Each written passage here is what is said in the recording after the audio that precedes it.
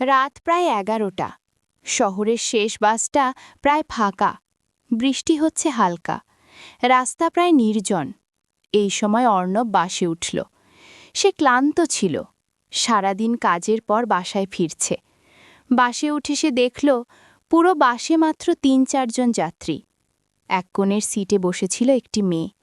মেয়েটি জানালার বাইরে তাকিয়ে আছে। তার চুল ভেজা, মুখে এক ধরনের অদ্ভুত শান্ত ভাব। অর্ণব গিয়ে তার সামনে বসল। কিছুক্ষণ পর মেয়েটি নিজেই কথা বলল। আপনি কি প্রতিদিন এই বাসে যান? অর্ণব একটু অবাক হয়ে বলল, না, আজ প্রথম। মেয়েটি হালকা হাসল। তারপর বলল, এই বাসটা অদ্ভুত। অর্ণব জিজ্ঞেস করল, কেন? মেয়েটি ধীরে বলল, এই বাসে সবাই নিজের গন্তব্যে পৌঁছায় না। অর্ণব একটু অস্বস্তি অনুভব করল। সে হাসার চেষ্টা করল। মজা করছেন?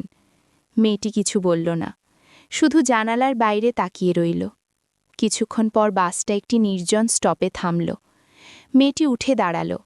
নামার আগে সে বলল, আপনি যদি কাউকে ভালোবাসেন তাহলে দেরি করবেন না।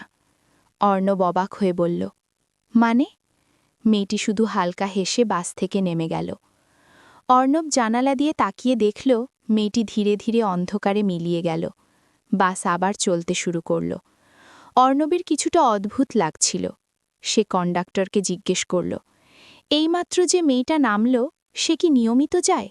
কন্ডাক্টর থেমে গেল। তারপর ধীরে বলল, আপনি কাকে বলছেন? অর্ণব অবাক। ওই মেয়ে সামনে বসেছিল। কন্ডাক্টর চুপ করে রইল। তারপর বলল, এই বাসে আজ আপনি ছাড়া আর কেউ ওঠেনি। অর্ণবের শরীর ঠান্ডা হয়ে গেল। সে কাপা গলায় বলল, কিন্তু আমি তো। কন্ডাক্টর নিচু গলায় বলল, 1 বছর আগে এই রাস্তায় একটা অ্যাক্সিডেন্ট হয়েছিল। একটা মেয়ে এই বাস থেকে নামার সময় গাড়ির নিচে পড়ে মারা যায়। অর্ণব কিছু বলতে পারল না।